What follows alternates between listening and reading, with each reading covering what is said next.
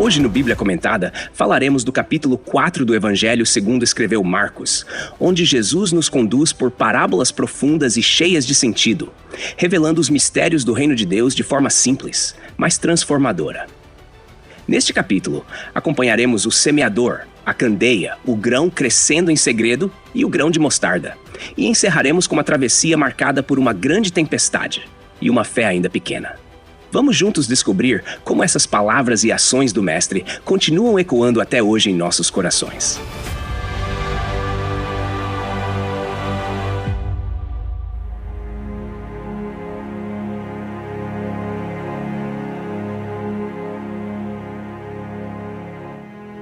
Jesus estava novamente à beira-mar.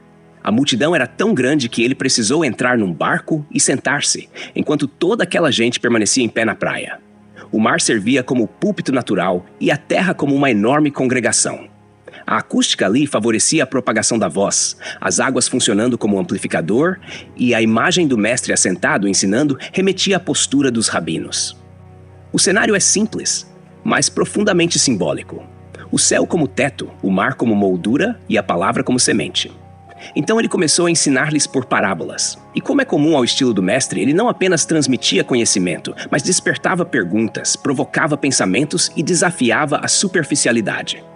Falava em linguagem que os camponeses, os pescadores, os agricultores, os pais e mães de família podiam compreender. Mas ao mesmo tempo, escondia ali profundidades que só quem estivesse disposto a ir além do óbvio poderia captar.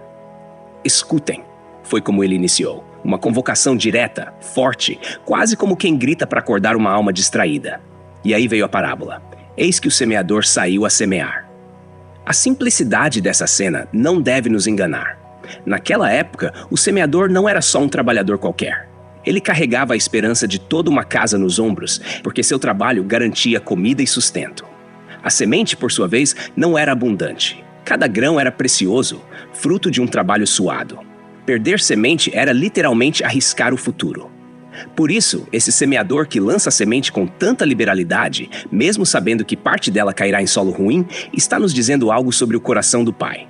Ele semeia, mesmo sabendo que muitos não acolherão. A primeira porção da semente caiu à beira do caminho. Um solo duro, pisado, compactado pela rotina dos passos. Não havia profundidade, não havia espaço. A semente nem chegou a penetrar, ficou exposta, vulnerável. Vieram as aves do céu e a comeram. Aqui o solo representa corações endurecidos, calejados pela vida, fechados por experiências ruins, amarguras e autossuficiência. Corações onde a palavra não entra porque o orgulho, o trauma ou a indiferença repelem. As aves, no contexto daquela cultura, também eram vistas como predadores espirituais. Era comum associá-las a agentes do mal, ao próprio adversário. E Jesus vai afirmar isso mais adiante, ao dizer que é Satanás quem vem imediatamente e tira a palavra que foi semeada. A segunda parte da semente caiu entre pedras. Um tipo de solo comum na Galileia, onde havia camadas superficiais de terra sobre grandes placas de rocha calcária. Na aparência, parecia solo fértil, mas por baixo, o que havia era dureza. A semente germinou rapidamente, mas quando veio o calor do sol, símbolo das provações, dos testes, ela secou, pois não tinha raiz. Esses são os corações empolgados, emocionados, que recebem a palavra com alegria, mas não aprofundam sua fé. O sentimento está presente, mas o compromisso não. No primeiro sinal de oposição, desanimam. A fé que nasce apenas da emoção, sem raízes na palavra, não resiste ao calor da vida. A terceira parte da semente caiu entre os espinhos, e os espinhos cresceram e sufocaram a planta. Aqui, o solo até era bom, a semente germinou, mas não estava sozinho. Havia concorrência.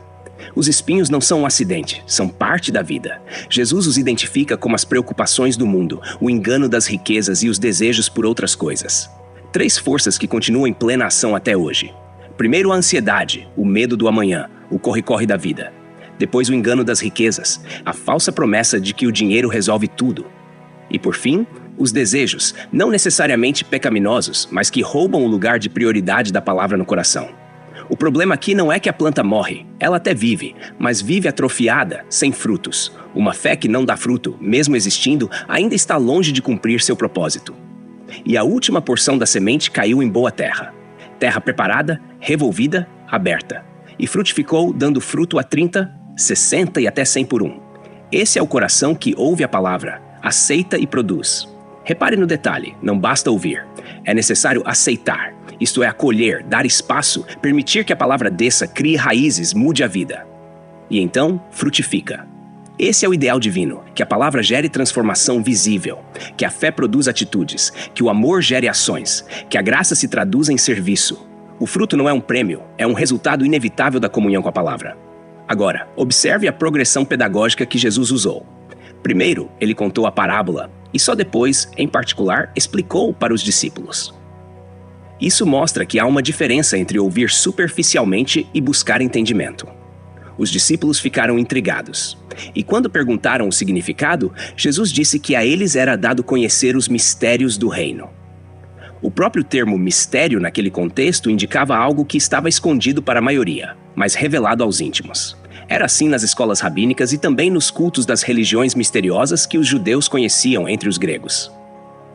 Jesus usa essa linguagem para mostrar que há níveis de revelação. Deus se dá a conhecer, mas exige busca, interesse e disposição. Quando ele diz, quem tem ouvidos para ouvir, ouça, está lançando um desafio. Não basta ter ouvido físico, é preciso ter sensibilidade espiritual. A escuta verdadeira envolve o coração, a mente e a disposição para obedecer. Jesus, inclusive, vai além e cita uma profecia de Isaías, dizendo que muitos veem e não percebem, ouvem e não entendem, para que não se convertam. Isso parece estranho à primeira vista, mas é uma forma de enfatizar que há pessoas que escolhem permanecer na cegueira espiritual. O problema não é a ausência de luz, é a resistência em abri-la. E essa citação nos remete à dureza de coração de Israel em tempos passados, quando rejeitaram profetas e resistiram ao Espírito. Voltando à explicação da parábola, Jesus mostra que o semeador é aquele que anuncia a palavra. O solo representa os tipos de coração. O inimigo está ativo, tentando impedir a frutificação. O sofrimento também é um fator. E os cuidados da vida, o materialismo e os desejos desordenados são forças que precisam ser vencidas. A conclusão inevitável é que Deus, em sua graça, lança a semente de forma generosa. Mas a responsabilidade da frutificação é de quem recebe. O solo pode até estar duro, mas com o arado do arrependimento, com a chuva do Espírito e o cuidado da palavra, ele pode ser transformado. Essa parábola, embora curta, é um retrato fiel da resposta humana à voz de Deus. E se nos colocarmos diante dela com sinceridade, todos nós nos encontraremos em alguma parte da história. Talvez já fomos o caminho, hoje sejamos a terra com espinhos e estejamos a caminho de ser terra boa. Deus não rejeita corações que desejam ser transformados. Ele continua semeando, e o Espírito continua lavrando. Há também um aspecto coletivo aqui. Essa parábola é uma radiografia do mundo. Em qualquer lugar onde a palavra é anunciada, haverá todos os 4 tipos de solo. Isso nos consola, porque o fracasso da colheita não significa que o semeador errou, mas que o solo resistiu. E também nos encoraja, porque mesmo entre tantas recusas, sempre há terra boa. Sempre haverá um coração onde a palavra vai florescer. Na cultura agrícola da época, a colheita de 30 por 1 já era excelente. 60 era algo extraordinário. 100 então era quase um milagre. Isso mostra que o reino opera em outra lógica. O que é semeado com fé, mesmo parecendo pequeno, gera frutos abundantes. E o fruto não é só pessoal, é também missão, é transformação ao redor, é serviço ao próximo, é proclamação do Evangelho. Essa parábola também nos chama à perseverança. A semente não germina imediatamente. Há um tempo de espera, um tempo de maturação. Nem sempre veremos os frutos logo após semearmos. Mas o chamado é para continuar semeando, crendo que a palavra não volta vazia. O agricultor não planta por plantar, ele espera a colheita. E Deus, sendo o grande agricultor, não desperdiça sementes. Cada palavra dele lançada sobre nossas vidas tem propósito, e ele mesmo vela por ela até que cumpra o que foi designado. E quando falamos em frutificar, não falamos apenas de atividades religiosas. O fruto do Espírito, como será detalhado em Gálatas capítulo 5, versículos 22 e 23, é visível no caráter. Amor, alegria, paz, longanimidade, benignidade, bondade, fidelidade, mansidão e domínio próprio. Onde há semente da palavra e solo receptivo, haverá mudança de vida. Jesus então prossegue com um novo ensino, ainda aproveitando o mesmo ambiente, o barco sobre as águas e a multidão à margem, mas agora voltando-se especialmente aos discípulos mais próximos. Ele toma outro elemento do cotidiano, a candeia. Por acaso a candeia vem para ser colocada debaixo de um cesto ou debaixo da cama? Não vem antes para ser colocada no velador? A pergunta é retórica, mas de enorme peso espiritual. Na cultura judaica da época, uma lamparina era acesa no entardecer para iluminar os lares construídos com uma única janela e poucas frestas. Sua posição sobre o velador, muitas vezes um nicho escavado na parede de barro ou uma pequena prateleira de madeira, era estratégica. Escondê-la debaixo do alqueire, uma medida equivalente a cerca de 12 litros, ou da cama, feita de esteiras de palha ou madeira baixa, não faria sentido. Era desperdiçar sua função essencial. Aqui, a candeia simboliza a revelação, a verdade do reino, o próprio ensino de Jesus. Ele é a luz que veio ao mundo. A palavra que sai da sua boca é como chama viva.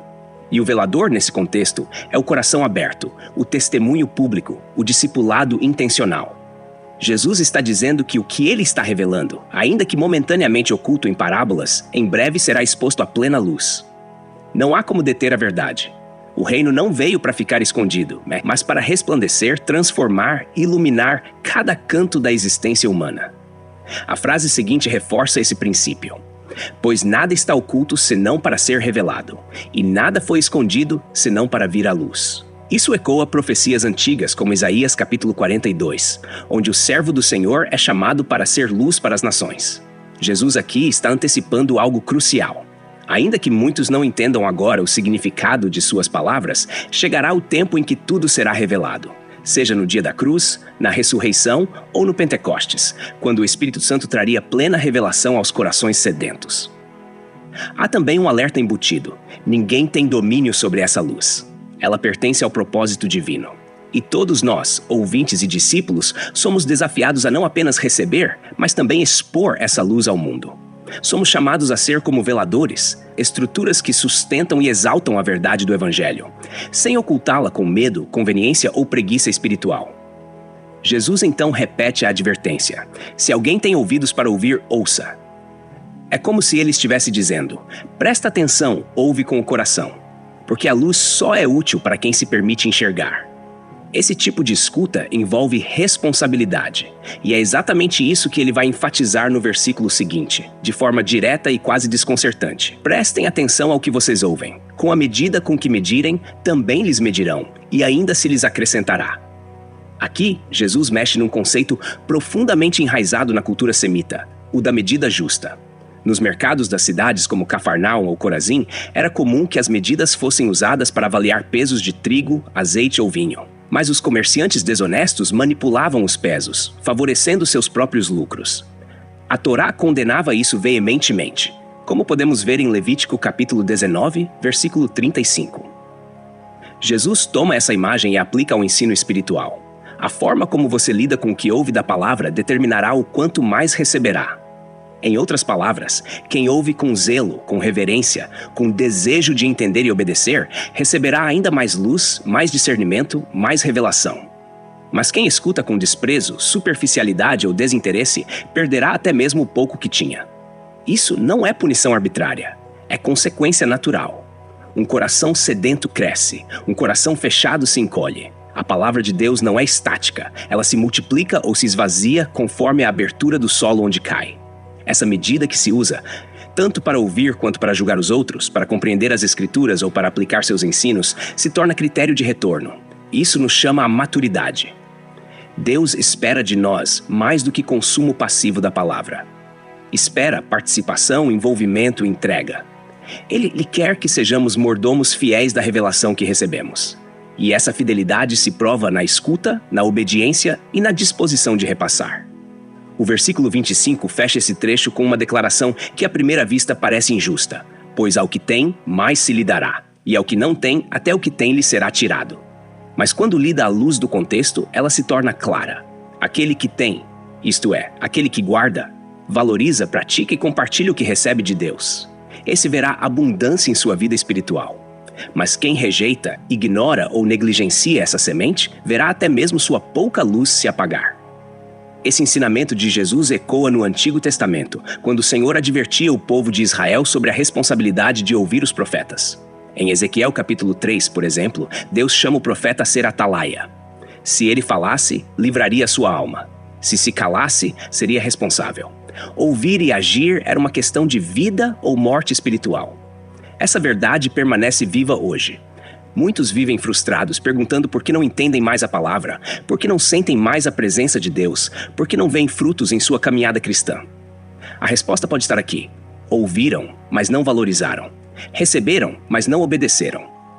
Deus não desperdiça luz onde há rejeição à verdade. Ele é longânimo, sim, mas também justo. E a medida dele é exata. Jesus então prossegue, ainda no mesmo fluxo de ensino, com outra parábola que brota da terra, simples e profunda, como uma brisa que sopra sem alarde, mas deixa rastros no espírito de quem ouve.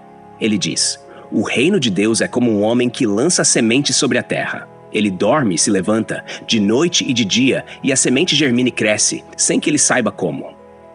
Mais uma vez, a figura do agricultor retorna, e não é por acaso. Em um mundo onde a maioria das pessoas vivia do que plantava e colhia, Jesus falava de forma que até uma criança que ajudava os pais na lavoura poderia entender.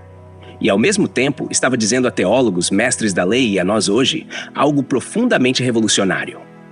O reino de Deus não depende do nosso controle. O agricultor lança a semente e faz sua parte. Mas a mágica, o milagre, o invisível, acontece enquanto ele dorme. Isso é chocante para uma sociedade baseada no mérito, na performance, na obsessão pelo resultado. O reino não é construído por ansiedade, nem forçado por pressa. Ele cresce no tempo de Deus, de forma muitas vezes imperceptível aos nossos olhos. Há um mistério no crescimento espiritual que só pode ser compreendido com olhos da fé. A germinação da semente envolve processos subterrâneos. As raízes se desenvolvem antes que qualquer broto apareça. Isso nos ensina que há momentos em que Deus está agindo poderosamente, ainda que por fora tudo pareça silencioso. O agricultor pode até achar que nada está acontecendo, mas lá no fundo da terra, no escuro e na umidade, a vida está nascendo. E Jesus reforça isso no versículo 28. A terra por si mesma frutifica. Primeiro aparece a planta, depois a espiga e, por fim, o grão cheio na espiga. Aqui o progresso é evidente e didático. Primeiro o talo, depois a espiga, então o grão. Há um processo. Nada nasce maduro. Nenhuma fé floresce de um dia para o outro. E mais, cada estágio tem sua beleza e importância. O talo não é desprezível, pois sustenta a espiga. A espiga, por sua vez, prepara o caminho para o fruto. E o grão é o resultado visível da graça que agiu no oculto. Há também uma beleza no tempo da maturidade. Muitos querem a espiga antes da planta, querem o grão sem passar pela raiz. Mas o reino de Deus não se apressa. Ele cresce no compasso do Espírito. E isso, longe de ser uma limitação, é um convite à confiança. Deus sabe o tempo certo de todas as coisas. A nós cabe semear com fidelidade e descansar com fé. No versículo 29, Jesus completa: quando o fruto já está maduro, logo se lhe mete a foice, porque é chegada a colheita. Aqui o foco muda. Do invisível para o visível. Da espera para a ação. A foice entra em cena, e isso é sinal de prontidão. A colheita na cultura judaica era não apenas o fim de um ciclo, mas também uma celebração. Era tempo de júbilo, de gratidão. E espiritualmente falando, esse momento aponta para dois grandes movimentos. O primeiro é o tempo da resposta, quando uma alma se rende ao Senhor. O segundo é escatológico, quando o próprio Deus virá colher os frutos da história no grande dia do Senhor. Essa metáfora da colheita é usada em outras passagens, como em Mateus capítulo 13, na parábola do joio e do trigo, para falar do juízo final. Mas aqui, ela também comunica que o reino tem sua hora de frutificar. Ele não é estéril, ele não é infrutífero. A palavra lançada com fé, mesmo em meio à resistência do mundo, ao endurecimento dos corações ou à pressa dos impacientes, dará fruto. Jesus está moldando aqui a percepção dos seus discípulos e da igreja hoje sobre como devemos olhar para o reino. Não como uma estrutura humana, uma máquina de produção em massa, um império de estatísticas, mas como uma obra divina que cresce no tempo certo, do jeito certo, na terra certa, para a glória do próprio Deus. O homem dorme, acorda, volta a dormir e a semente cresce. Isso nos ensina sobre descanso na soberania divina. Nem tudo está nas nossas mãos, e isso é libertador. Há momentos em que só resta orar, confiar, esperar. E quando menos se espera, a plantinha rompe a terra, a espiga se forma, o grão amadurece e Deus nos chama para colher o que Ele mesmo fez crescer. Jesus então retoma o ensino com outra parábola, voltando mais uma vez à linguagem do campo, do dia a dia do povo simples da Galileia. Ele diz: aqui compararemos o reino de Deus. Com que parábola o apresentaremos? E aqui o próprio Cristo nos mostra algo precioso. Ele quer que a gente compreenda, que a gente veja, que a gente se conecte com o que o reino é de fato. Ele não vem com fórmulas teológicas frias, mas com figuras vivas, cheias de cor, cheiro e som. Ele quer que o reino seja enxergado com o coração, não apenas com o intelecto. Então ele responde à própria pergunta. É como um grão de mostarda que, ao ser semeado na terra, embora seja a menor de todas as sementes sobre a terra, quando semeado, cresce e se torna maior do que todas as hortaliças, e deita grandes ramos, de modo que as aves do céu podem fazer ninhos à sua sombra. Agora veja, o grão de mostarda era, de fato, conhecido como a menor das sementes cultivadas ali na Palestina no primeiro século depois de Cristo. Não se trata de uma lição de botânica, mas de percepção popular. Era proverbial entre os judeus da época dizer que algo muito pequeno era como o grão de mostarda. Jesus aproveita esse saber popular para ilustrar uma das verdades mais poderosas sobre o reino de Deus. Ele começa pequeno, discreto, quase invisível, mas cresce, cresce, cresce, até ocupar espaço suficiente para abrigar vida. Essa mostarda, ao crescer, não se limita ao seu tamanho inicial. Ela ultrapassa as expectativas.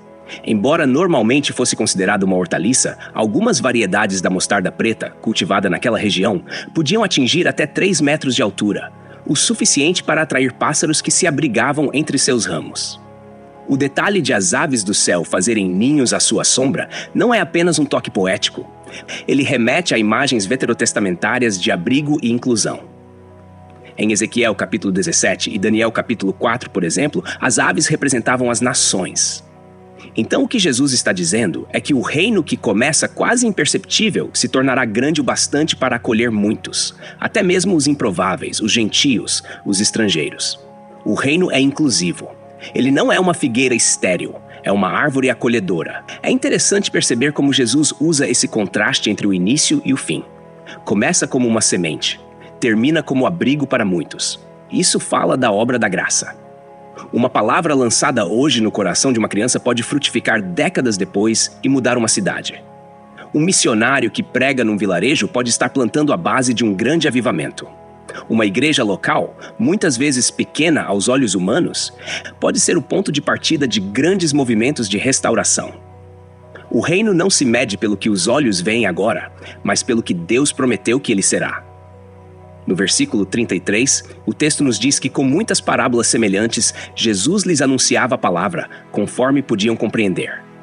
Isso nos revela um cuidado pastoral de Jesus. Ele não despejava verdades como se jogasse peso sobre os ombros do povo. Ele ensinava conforme a capacidade de escuta deles. A palavra usada para compreender ali, no original grego, também carrega a ideia de levar junto, como quem conduz por um caminho. Jesus ensinava levando os ouvintes passo a passo, respeitando seus limites, suas dúvidas, suas barreiras. Isso é discipulado de verdade. Além disso, o uso contínuo de parábolas revela que Jesus queria ativar o coração pensante do povo. As parábolas provocavam, causavam incômodo, faziam o ouvinte refletir. Não eram enigmas sem sentido, mas convites para mergulhar mais fundo. O que ele fazia ali era exatamente o que o profeta Asaf já havia descrito em Salmo 78, verso 2. Abrirei a minha boca em parábolas, proclamarei enigmas do passado. A pedagogia de Jesus se alinha com a tradição profética de ensinar por meio de histórias que revelam a alma humana e os caminhos de Deus. No versículo 34, vem um detalhe tocante. E sem parábolas, Jesus não lhes falava. Tudo, porém, explicava em particular aos seus próprios discípulos. Isso mostra que havia 2 níveis de ensino. O público ouvia as parábolas, sementes lançadas a todos. Mas os discípulos, aqueles que se aproximavam, que buscavam, que perguntavam, esses recebiam a explicação, o aprofundamento. A intimidade com Cristo traz revelação, a busca traz clareza. Os que estavam mais perto não apenas viam os milagres, mas compreendiam os mistérios. Isso não é privilégio de uma elite espiritual, mas uma porta aberta a todo aquele que deseja se aproximar. O convite está feito. A palavra está sendo semeada. O reino está crescendo, mesmo que aos olhos pareça pequeno, lento ou imperceptível. Há uma lógica diferente agindo aqui. Uma lógica que não depende de estatísticas, de influência ou de força humana, mas da fidelidade de Deus e da abertura do coração humano. Naquele mesmo dia, o mesmo em que ensinou à beira-mar, que usou o barco como púlpito, que falou das sementes, do crescimento invisível, da candeia, do grão de mostarda. Ao cair da tarde, Jesus faz um convite direto e ao mesmo tempo misterioso aos seus discípulos. Vamos passar para o outro lado. Essa frase dita assim parece só uma troca de margem no lago, mas carrega uma carga simbólica tremenda. Primeiro, o outro lado do Mar da Galileia era, culturalmente, o território dos gentios, um espaço visto com desconfiança pelos judeus mais tradicionais. Era o lugar do diferente, do impuro, do incerto. Jesus não só os estava tirando da margem geográfica, mas também da margem emocional e espiritual. Ele os estava chamando a atravessar limites, a sair da zona de conforto, a cruzar para terras menos familiares, e não disse como seria a travessia. Apenas disse, vamos. Os discípulos, então, deixaram a multidão e levaram Jesus consigo, assim como estava, ou seja, ainda no barco, e outros barquinhos os acompanhavam. Essa pequena informação discreta mostra que havia mais gente seguindo Jesus, não apenas os 12, e que mesmo aqueles que não estavam no barco principal estavam interessados, conectados, seguindo de perto. Era uma cena de fé compartilhada, mas também de vulnerabilidade, porque ninguém ali sabia o que estava prestes a acontecer. E então o inesperado acontece. Uma grande tempestade se levanta sobre o Mar da Galileia. Os ventos sopram com violência. As ondas se lançam contra o barco, ao ponto de enchê-lo de água. Era o tipo de tempestade que os pescadores temiam. Súbita, furiosa, perigosa. O Mar da Galileia, embora pareça um lago, fica rodeado por montanhas que canalizam ventos fortes, criando redemoinhos quase instantâneos. Era comum haver tempestades repentinas, e por isso navegar ao entardecer ou à noite era arriscado. Mas Jesus os levou justamente naquele momento, quando o sol já se escondia e as trevas começavam a dominar os céus. E onde está Jesus nesse caos todo? Dormindo. Dormindo na parte de trás do barco, sobre uma almofada. Essa é uma das imagens mais humanas e ao mesmo tempo mais divinas do Evangelho. O Filho de Deus, que é Senhor do vento e do mar, está ali descansando em meio ao pânico. Dormir durante uma tempestade não era algo comum, muito menos em um barco pequeno sendo sacudido pelas ondas. Mas ali está ele, em paz total. Os discípulos, no entanto, não conseguem entender esse sono. A angústia se apodera deles, e então o acordam com uma pergunta carregada de frustração. Mestre, o Senhor não se importa que pereçamos. Essa pergunta não é só uma reclamação. Ela é o grito de muitos corações aflitos até hoje. É o eco de quem está no meio do sofrimento e sente que Deus está em silêncio. É o clamor de quem viu o barco balançar demais, de quem orou e não obteve resposta imediata. É a crise entre a fé e o medo. Jesus então se levanta. E a autoridade com que ele age não é teatral, nem raivosa, mas firme e serena. Ele repreende o vento e diz ao mar: silêncio, acalme-se. O verbo usado aqui no original grego é o mesmo usado quando se repreende um espírito maligno, o que mostra que há algo espiritual acontecendo por trás da cena natural. O mar, símbolo de caos nas escrituras, se submete à voz daquele que o criou. E o vento cessa. E tudo se faz grande bonança. De um instante ao outro, o que era ruído, desespero e quase morte, se transforma em paz absoluta. O mar, antes violento, agora se torna espelho. O céu, antes encoberto, agora é vastidão calma. É como se a criação inteira obedecesse ao comando do seu rei. Jesus então se volta aos discípulos e faz duas perguntas que cortam mais fundo que qualquer tempestade. Por que vocês estão com tanto medo? Ainda não têm fé. Aqui, ele não está só censurando. Está revelando que a tempestade de fora apenas expôs a tempestade de dentro. O medo era maior que a confiança. A dúvida gritava mais alto que a esperança. E essa travessia não era apenas geográfica, era espiritual. Eles estavam aprendendo que caminhar com Jesus não é garantia de ausência de tempestades, mas certeza de presença em meio a elas. O texto termina com uma nota de reverência e espanto. E eles, possuídos de grande temor, diziam uns aos outros: quem é este que até o vento e o mar lhe obedecem? O temor aqui não é mais pânico, é assombro, é reverência, é reconhecimento. Eles já o haviam visto curar enfermos, libertar endemoniados, ensinar com autoridade. Mas agora viram que ele tem domínio sobre os elementos da natureza. Algo que, para os judeus, era exclusivo de Deus. Como se vê em Salmo 107, quando o Senhor acalma a tempestade do mar. Ou seja, os discípulos estavam sendo confrontados com uma verdade avassaladora. Jesus não era apenas um mestre, nem só um profeta. Ele era o próprio Deus em carne, andando com eles no mesmo barco, dormindo sobre a mesma almofada, mas com autoridade sobre tudo. Essa passagem, então, não é apenas um relato de um milagre. É um chamado à fé madura. A fé que confia, mesmo quando Deus parece estar dormindo. A fé que entende que a tempestade não tem a palavra final. A fé que aprende que, mesmo quando tudo balança, Jesus continua no controle e, no tempo certo, ele se levanta, fala e transforma o caos em calma. Hoje no Bíblia Comentada, falamos do capítulo 4 do Evangelho segundo escreveu Marcos, onde Jesus nos ensinou com palavras que atravessam o tempo, mas também com gestos que acalmam tempestades. Foi um mergulho profundo nas parábolas que revelam os segredos do reino de Deus e também nas ondas revoltas que revelam a grandeza do rei desse reino. Vimos o semeador lançando a semente e descobrimos que a palavra de Deus encontra diferentes tipos de solo. E que nós somos esse solo.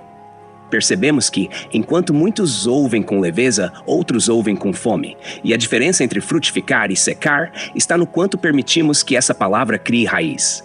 Jesus não falou por acaso, nem à toa. Ele escolheu cada imagem para revelar que o reino começa pequeno, silencioso, quase despercebido, mas cresce com poder, ultrapassa barreiras, desafia expectativas e acolhe todos os que se abrem para ele. Quando ele comparou o reino à candeia, ele nos ensinou que a luz da verdade não pode, nem deve, ser escondida. Ela foi feita para brilhar no alto, alcançar a escuridão e mostrar o caminho. Quando falou do grão de mostarda, ele nos revelou que o que é desprezado pelo mundo pode, pelas mãos de Deus, se tornar abrigo para muitos. Ele exaltou o processo, o tempo da espera, o valor da raiz, a beleza da maturidade. Ele nos chamou à paciência e à confiança, lembrando que o reino frutifica, mesmo que ninguém veja o broto despontando. Mas o momento em que o céu se turvou, o vento soprou com fúria e os discípulos sentiram o chão sumir debaixo dos pés. Foi ali que o Mestre se levantou e nos ensinou não só com palavras, mas com autoridade divina. Ele não apenas contou o que o reino é, ele mostrou que o reino está nele, que o rei está presente mesmo quando parece dormir. Que a fé é provada nas águas agitadas e que o medo perde seu poder diante da presença daquele que até o vento e o mar obedecem. Hoje, ao relembrarmos esse capítulo, a palavra nos provoca, nos consola e nos posiciona. O que temos feito com as sementes que recebemos? Estamos cultivando fé com raízes profundas? Temos deixado os espinhos sufocar aquilo que Deus plantou em nós? Ou estamos permitindo que o reino cresça, mesmo que comece pequeno? E quando a tempestade vem, como reagimos? Gritamos acusando Jesus de indiferença ou descansamos sabendo que ele está no mesmo barco? O capítulo 4 de Marcos não é apenas um registro do que Jesus falou ou fez há 2000 anos. É um espelho que nos convida a ver onde estamos hoje, na margem ou no meio do mar, com o coração endurecido ou fértil, com fé frutificando ou afogada pelo medo.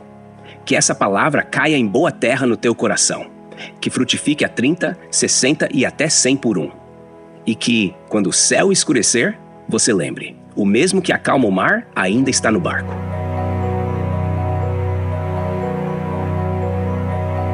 Texto e produção Douglas Vieira. Música por 50sounds.com. Faixa Aletheia. Voz por ChatGPT 4.0. Tipo Ember. Bibliografia. Comentários expositivos Hernandes Dias Lopes, editora Agnos. Comentário bíblico Matthew Henry, editora CPAD. Antigo e Novo Testamento interpretado versículo por versículo Russell Norman Champlin, editora Agnos. Charles Spurgeon, Os Tesouros de Davi, editora CPAD.